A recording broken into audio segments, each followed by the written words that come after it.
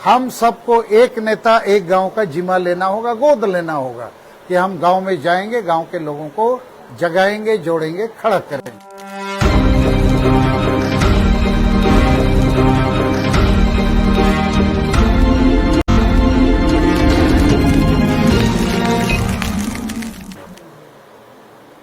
आज का सर जो चिंतन मंथन का कार्यक्रम रखा है, किस उद्देश्य को लेकर रखा गया? आज आदिवासी संगेल अभियान के साथ आदिवासी हो समाज महासभा, युवा सभा और मानकी मुंडा संघ के जो अध्यक्ष हैं गणेश गगराई जी, विष्णु बानरा जी, कोल झारखंड बोधरा जी और सुंदर बानरा जी और बाकी हमारे संगेल के नेता सुमित्रा मुर्मू जी, सोनाराम सोरेन जी, इस चिंतन मंथन का उद्देश्य है कि भारत देश में और झारखंड में लगातार हम आदिवासी मर रहे हैं, लुट मिट रहे हैं। जो संविधान प्रदत्त हमारे अधिकार हैं उनसे हमको वंचित रखा गया है। अभी माननीय प्रधानमंत्री जी 15 नवंबर को उलीहतु खूंटी आए थे।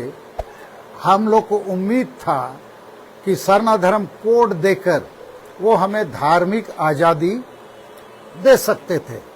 चूंकि 2011 की जनगणना में हम आदिवासी जो प्रकृति पूजक हैं 50 लाख की संख्या में सरना धर्म लिखाया, जबकि जैन धर्म लिखाने वालों की संख्या 44 लाख थी। तो हम उससे भी ज्यादा हैं। उनको मान्यता मिली, हमको क्यों नहीं मिलता है? दूसरा, भारत के संविधान में अनुच्छेद 25 के तहत धार्मिक आजादी एक मौलिक अधिकार है, तो हमें भी मिलना चाहिए। तो इस प्रकार ना धार्मिक आजादी है, ना भाषाई आजादी है, सब कुछ हमारा लूटा जा रहा है। तो इसके लिए हम लोगों ने महसूस किया है और ये विश्लेषण करके ये प्रमाणित फैक्ट है, आरक्षित सीट से जितने आदिवासी एमएलए एमपी या पंचायत प्रतिनिधि चुने जाते हैं, किसी भी पार्टी के हों, भाजपा, कांग्रेस, जेएमएम आदि, वो आदिवासी के नाम से वहां जाते हैं, लेकिन आदिवासी समाज की बात नहीं करते हैं। और यही हमारे दुश्मन नंबर 1 है और यही लोगों में से मुख्यमंत्री भी बनते हैं।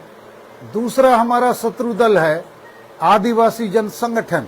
ये ज्यादातर जन संगठन के अगुआ भी उन्हीं पार्टियों और उन्हीं आदिवासी नेताओं का पूंछ पकड़ते हैं, दलाली करते हैं, आदिवासी समाज की बात नहीं करते हैं। ये कहते अपने आप को सामाजिक संगठन, लेकिन ये राजनीति करते हैं। तीसरा शत्रु दल हमारा है मानकी मुंडा व्यवस्था और माझी परगना व्यवस्था। ये चूंकि राजतांत्रिक है, यहाँ संविधान और कानून लागू नहीं है और राजतांत्रिक व्यवस्था होने के चलते वंशानुगत मानकी मुंडा माझी परगना का चयन होता है, वंशानुगत, उसमें गांव के लोगों की भागीदारी नहीं होती है। तो अधिकांश अनपढ़, पियक्कड़, नासमझ लोग होते हैं और इसीलिए हर आदिवासी गांव में नशापान, अंधविश्वास, डायन प्रथा, ईर्ष्या द्वेष, आदिवासी महिला विरोधी मानसिकता, वोट को हणिया दारू चखना में बेचना, धर्मांतरण, ये सब गलत चीज हावी है। तो ये तीनों शत्रु दल पर हम लोग को सुधार लाना पड़ेगा। उनको शत्रु के रूप में देखते हुए उनको खारिज करना होगा। ये बात आज बताई गई है। और तीसरा है, तब हम आदिवासी कैसे एकजुट होंगे और बड़ी एकता और बड़ा आंदोलन खड़ा करेंगे। तो उसके 3 उपाय बताए गए। पहला है कि ये जो मानकी मुंडा माझी परगना व्यवस्था है, राजतांत्रिक है, उसको जनतांत्रिक किया जाए। हर गांव में सब आदिवासी स्त्री पुरुष बैठेंगे और खुद में से किसी को गांव का इंजन बनाएंगे।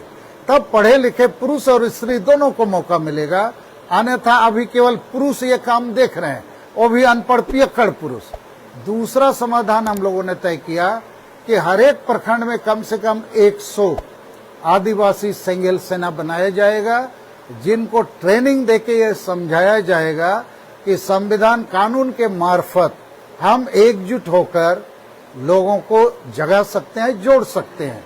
लेकिन इसके लिए जैसे भारत देश में 140 करोड़ लोग हैं, सेना में 14 लाख ही हैं, तो जिस प्रकार 14 लाख लोग हमारे लिए बॉर्डर में लड़ते हैं, तो हर एक प्रखंड में कम से कम 100 आदिवासी संगेल सेना इसके लिए पूरी निष्ठा के साथ काम में साथ दे।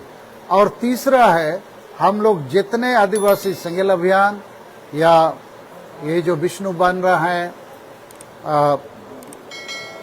गागराई जी हैं और तमाम नेताओं के सहयोग से हम सबको एक नेता एक गांव का जिम्मा लेना होगा, गोद लेना होगा कि हम गांव में जाएंगे, गांव के लोगों को जगाएंगे, जोड़ेंगे, खड़ा करेंगे।